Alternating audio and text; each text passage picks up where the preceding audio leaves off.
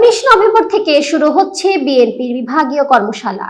রাষ্ট্র সংস্কারের 31 দফা সারা দেশের মানুষের মধ্যে ছড়িয়ে দিতে বিভাগীয় কর্মশালার আয়োজন করেছে বিএনপি। 19 নভেম্বর রাজধানী ঢাকা দিয়ে এই কার্যক্রমের সূচনা করার সিদ্ধান্ত নিয়েছে দলটি। এরপর পর্যায়ক্রমে অন্য বিভাগগুলোতে কর্মশালা করা হবে। গতকাল বুধবার নয়াপল্টনে দলের কেন্দ্রীয় কার্যালয়ে দলটির প্রশিক্ষণ বিষয়ক কমিটির সভায় এই সিদ্ধান্ত হয়।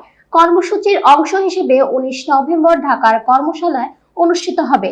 এরপর 23 নভেম্বর চট্টগ্রাম ও Rajshahi, 25 November Khulna, 23 November Sylhet, 2 December Mymensingh, 7 December Rangpur ও বরিশাল এবং 21 ডিসেম্বর ফরিদপুর ও কুমিল্লায় কর্মশালা অনুষ্ঠিত হবে।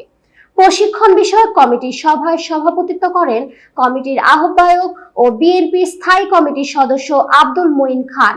সভায় অন্যান্যদের মধ্যে বিএনপির সিনিয়র যুগ্ম মহাসচিব রুহুল কবির রিজভী, প্রশিক্ষণ বিষয়ক সম্পাদক ও প্রশিক্ষণ কমিটির সদস্য সচিব এবিএম মোশাররফ হোসেন, প্রশিক্ষণ বিষয়ক সম্পাদক রাশিদা বেগম হীরা, ঢাকা বিভাগীয় সাংগঠনিক সম্পাদক কাজী সাইদুল আলম বাবুল, কুমিল্লা বিভাগীয় সাংগঠনিক সম্পাদক অধ্যক্ষ সেলিম ভুইয়া, রাজধানী বিভাগীয় সাংগঠনিক সম্পাদক সৈয়দ শাহিন সৈকত, খুলনা বিভাগীয় সাংগঠনিক সম্পাদক জয়ন্ত কুমার কুণ্ডু, চট্টগ্রাম বিভাগীয় সাংগঠনিক সম্পাদক হারুন আর রশিদ, বরিশাল বিভাগীয় সহ সাংগঠনিক সম্পাদক আকন কুদ্দুসুর রহমান, ফরিদপুর বিভাগীয় সহ সাংগঠনিক সম্পাদক সেলিমুজ্জামান সেলিম, ময়মনসিংহ বিভাগীয় সহ সাংগঠনিক সম্পাদক ওয়ারেস আলী মামুন, রংপুর বিভাগীয় সহ সাংগঠনিক সম্পাদক আব্দুল খালেক, সহ প্রশিক্ষণ বিষয়ক সম্পাদক রেহেনার